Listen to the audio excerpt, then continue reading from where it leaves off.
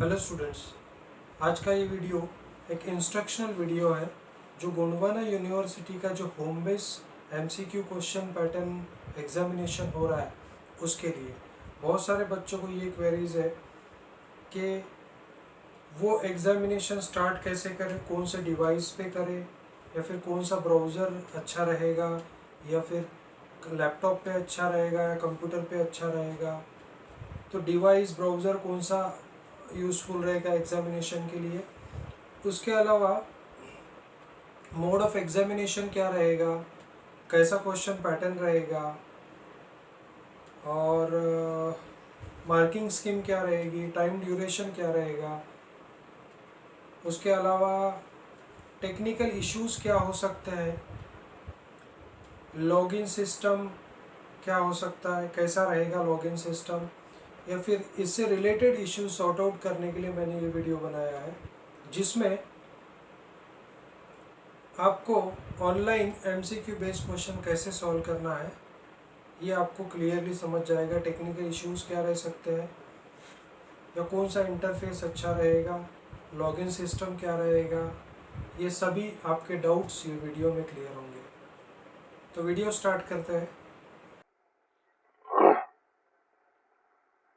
Hello students, तो start करते हैं आज का सेशन, जिसमें मैं आपको एग्जामिनेशंस के लिए इंस्ट्रक्शंस, कुछ गाइडलाइंस मैंने प्रिपेयर की है। बहुत स्टूडेंट्स को प्रॉब्लम है कि कौन सी लिंक पे क्लिक करना है, क्या करना है, कैसे एग्जाम होता है। ऐसी नंबर ऑफ क्वेरीज है, तो वो नंबर ऑफ क्वेरीज क्लियर करने के लिए मैं ये वीडियो बना रहा हूँ। जैसे कि सिंपली हम स्टार्ट करते हैं कि हमको एक एक चीजें हम प्रॉपरली कवर करते हैं कि हमको डिवाइस कौन सा लगता है, फिर क्वेश्चन पैटर्न्स क्या है, अगर टेक्निकल इश्यूज है तो क्या हो सकते हैं, सभी कुछ। जैसे सबसे पहले हमको डिवाइस और ब्राउजर कौन सा यूज करना है, मोस्टली रिकमेंडेड क्या है, कैसा। तो आप मोबाइल यूज कर सकते हैं, आप डेस्कटॉप कंप्यूटर यूज कर सकते हैं, लैपटॉप यूज करते हैं, डिजिटल टैब यूज कर सकते हैं, जिसमें कोई भी ऑपरेटिंग सिस्टम हो, कोई भी ऑपरेटिंग सिस्टम पे ये वर्क करेगा। इम्पोर्टेंट चीज ये है कि आपके पास ब्राउजर कौन सा है। तो मैं रिकमेंड करता हूँ एग्जामिनेशन के लिए आप गूगल क्रोम यूज करो, क्योंकि गूगल क्रोम अच्छा वर्क करेगा। टेक्निकल इश्यूज, हैंग, या फिर जो स्लो एग्जामिनेशन है, या फिर ऐसे कुछ छोटे मोटे इश्यूज है, वो गूगल क्रोम के थ्रू सॉर्ट आउट हो सकते हैं। तो मैं रिकमेंड करता हूँ कि आप गूगल क्रोम यूज करें। ठीक है, आगे बढ़ते हैं। अब mode of examination, question pattern क्या है, मोड ऑफ एग्जामिनेशन क्या है, उसके बारे में हम समझते हैं। सबसे पहली चीज तो ये, आपका मोड ऑफ एग्जामिनेशन ऑनलाइन है, जिसमें मल्टीपल चॉइस क्वेश्चंस है, जिसमें मल्टीपल चॉइस आपको प्रोवाइड की रहेगी ऑनलाइन सिस्टम थ्रू, और उसमें से कोई भी एक चॉइस आपको सेलेक्ट करना है और सेव एंड प्रोसीड करना है। तो मोड ऑफ एग्जामिनेशन आपका ऑनलाइन रहेगा। अब जो क्वेश्चन पैटर्न है, मैंने ऑलरेडी आपको बताया कि question pattern multiple choice question based रहेगा।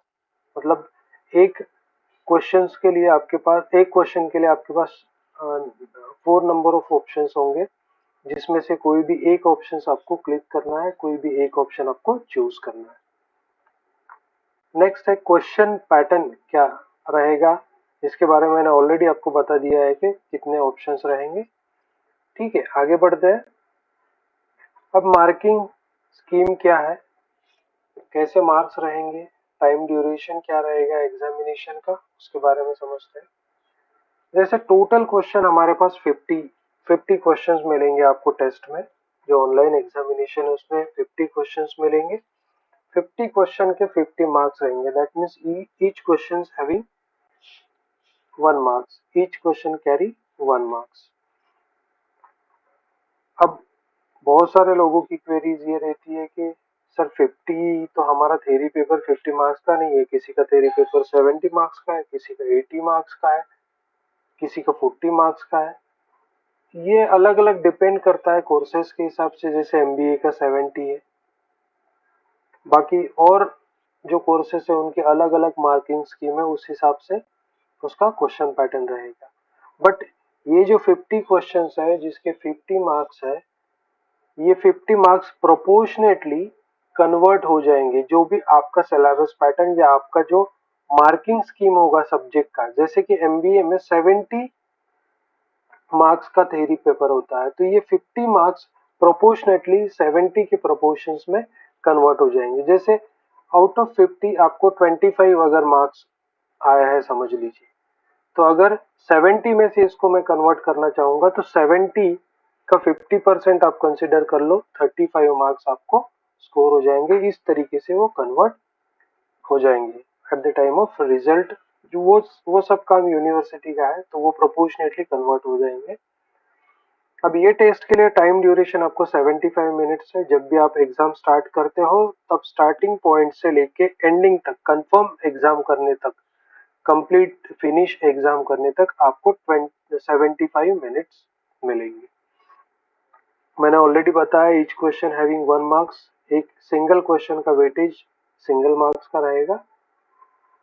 और सबसे इम्पोर्टेंट चीज ये है कि जो भी मार्किंग स्कीम है वो निगेटिव, उसमें कोई भी नेगेटिव मार्किंग सिस्टम नहीं है, मतलब नो नेगेटिव मार्किंग है। कंप्लीट 50 क्वेश्चंस जो भी आप अपीयर करेंगे वो नेगेटिव मार्किंग, उसमें किसी भी क्वेश्चंस को नेगेटिव मार्किंग नहीं रहेगा, मतलब ओवरऑल एग्जामिनेशन है, नेगेटिव मार्किंग नहीं रहेगा। देयर आफ्टर आपका लॉगिन सिस्टम क्या रहेगा, ये सब ब्राउजर, इससे रिलेटेड हम थोड़ा सा पढ़ते हैं। तो ये जो लॉगिन सिस्टम है, पासवर्ड है और ऑनलाइन एग्जामिनेशन की लिंक है, वो आपको प्रोवाइड की जाएगी यूनिवर्सिटी थ्रू एसएमएस थ्रू। आपको जो भी रजिस्टर्ड मोबाइल नंबर आपने at the time of examination provide किया होगा, तो वो रजिस्टर्ड मोबाइल नंबर पे आपको आपका लॉगिन आईडी मिलेगा, पासवर्ड मिलेगा और लिंक ऑफ एग्जामिनेशन मिलेगा। तो जो भी लॉगिन आईडी है, वो लॉगिन आईडी आपका पीआरएन नंबर रहेगा। आपको पीआरएन नंबर आपके प्रीवियस मार्कशीट पे मिल जाएगा। जो एनरोलमेंट जो नंबर है, वो पीआरएन नंबर आपको यूज करना है लॉगिन के लिए, जो ऑलरेडी प्रोवाइड किया जाएगा। पासवर्ड आपका जो रजिस्टर्ड मोबाइल नंबर है वही रहेगा, और एग्जामिनेशन लिंक आपको आपके मोबाइल पे एसएमएस थ्रू प्रोवाइड की जाएगी। अब एग्जाम यूजर इंटरफेस की बात करते हैं। तो एग्जाम यूजर इंटरफेस, जब जैसे आपने लॉगिन किया, आपने लॉगिन आईडी डाला, पासवर्ड डाला और एग्जाम स्टार्ट की, कैप्चा एंटर किया और एग्जाम स्टार्ट की, तो एग्जाम स्टार्ट करने के बाद जो पहली विंडो आएगी उसमें जो 50 क्वेश्चंस आपको मिलेंगे वो रेड कलर में अपीयर्स रहेंगे, जो अनसॉल्व रहेंगे। जैसे ही आप पहला क्वेश्चन क्लिक करेंगे या पहला क्वेश्चन अपीयर करेंगे या उसको सोल्व करेंगे, सोल्व करके सेव एंड नेक्स्ट करेंगे, तो पहला क्वेश्चन जो है वो पहला क्वेश्चन कन्वर्ट हो जाएगा ग्रीन कलर में। मतलब जो अनसॉल्व क्वेश्चन है वो रेड में रहेंगे, जो सॉल्व क्वेश्चन है वो ग्रीन में रहेंगे। सब्सिक्वेंटली आप जैसे जैसे क्वेश्चंस अपीयर करते जाएंगे वैसे वैसे वो ग्रीन होते जाएंगे। इसमें एक इंपॉर्टेंट चीज मैं आपको बता देना चाहता हूँ, आपको ये एग्जाम प्रोग्रेसिव पैटर्न में सिक्वेंशियली सॉल्व करना है। जैसे पहला, दूसरा, तीसरा, फोर्थ, फिफ्थ, सिक्स, सेवेंथ, ऐसे इसी इसी प्रोग्रेसिव पैटर्न में सॉल्व करना है, क्योंकि आप रैंडमली इस एग्जाम को सॉल्व नहीं कर सकते। आपने पहला क्वेश्चन सॉल्व किया, सेव एंड नेक्स्ट कर दिया, next question second question solve कर दिया, सेव एंड नेक्स्ट कर दिया। इस तरीके से आपको आगे बढ़ना पड़ेगा, क्योंकि आप इस एग्जाम में बैक आ नहीं सकते हो। आपने जो क्वेश्चन आंसर जो आंसर सॉल्व किया होगा, जो क्वेश्चन सॉल्व किया होगा, जो आंसर क्लिक किया होगा, उसको जाके आप चेंज नहीं कर सकते। मतलब आपने एक बार अगर इसको सॉल्व कर लिया तो फिर आगे आपको आगे ही बढ़ना है, पीछे नहीं आ सकते। वैसे ही रैंडम क्वेश्चन आप चूज नहीं कर सकते, मैं फर्स्ट पहले करूं, फिर 25th क्वेश्चन, फिर 15th क्वेश्चन, ऐसे कोई रैंडम क्वेश्चन आप एक्सेस नहीं कर सकते। आपको sequentially, serially, progressively question solve करना है। इसलिए आपको हमेशा याद रखना है कि जो भी क्वेश्चन आप सॉल्व कर रहे हो सोच समझ के सॉल्व करो और आगे बढ़ो। इसके अलावा आपको क्वेश्चंस, जो भी क्वेश्चंस आपको नहीं आ रहे उसको स्किप करने के लिए आपको एक स्किप बटन मिलेगा, बट आप उसको अगर यूज करते हैं और विदाउट किसी भी ऑप्शन के बिना क्लिक किए अगर आगे जाते हैं तो इन दैट केस वो क्वेश्चन स्किप हो जाएगा और उसको सॉल्व करके कंसीडर किया जाएगा और एग्जाम आगे बढ़ेगी। इस केस में अगर आपने उसको सॉल्व नहीं किया है और स्किप कर दिया है, वो सॉल्व क्वेश्चन करके सिस्टम कंसीडर करेगा। इसीलिए मैं ये एडवाइस करता हूं कि एटलीस्ट कोई भी एक ऑप्शन आप सिलेक्ट कर ले उसमें से, सो दैट उसमें लॉस ना हो, क्योंकि नेगेटिव मार्किंग तो है नहीं।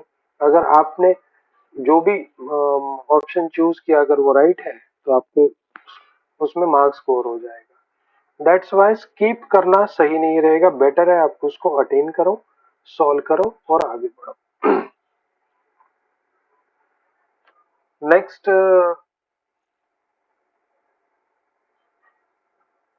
जैसे आपने सभी क्वेश्चन सॉल्व कर लिए, सभी क्वेश्चंस रेड के ग्रीन में अपीयर हो जाएंगे जब जैसे ही हर एक क्वेश्चन आपने अटेम्प्ट कर लिया, सॉल्व कर लिया, तो ग्रीन कलर में आ जाएंगे सभी क्वेश्चन।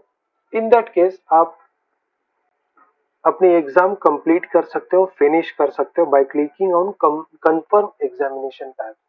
अब कंफर्म एग्जामिनेशन टैब रहेगा, उस पर आपको क्लिक करना है और उसके बाद सिस्टम पासवर्ड मांगेगा, वो पासवर्ड आपको एंटर करना है और आपको एग्जाम फिनिश करना है।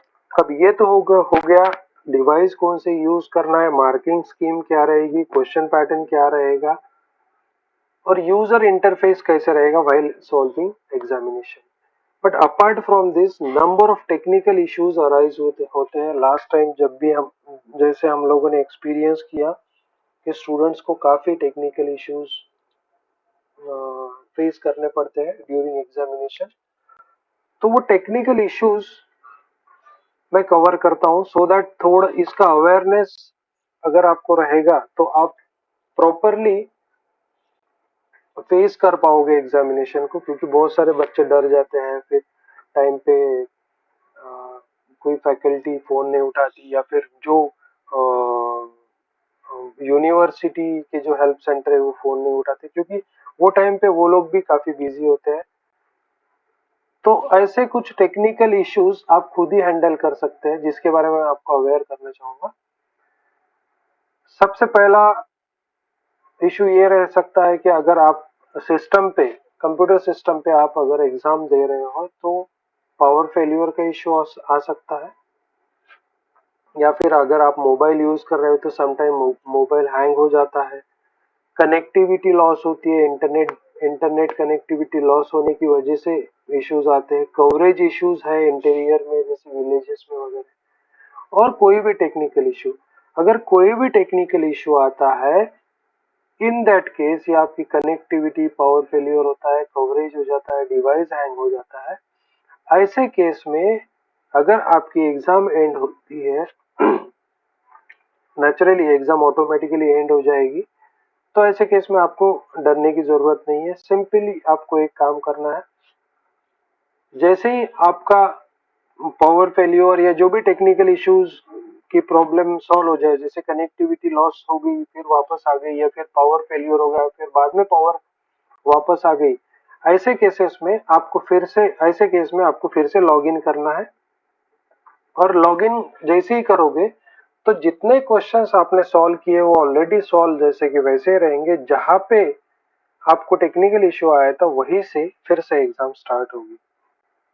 और टाइमर भी अगर 10 मिनट आपने पहले यूज किए और रिमेनिंग अगर आपके पास 65 मिनट रिमेनिंग है तो टाइमिंग भी आपको उतना ही मिलेगा जहां से पावर फेलियर हुआ था या फिर जहां से प्रीवियस एग्जाम स्टॉप हुई थी। तो आपको ऐसे केस में डरने की जरूरत नहीं है।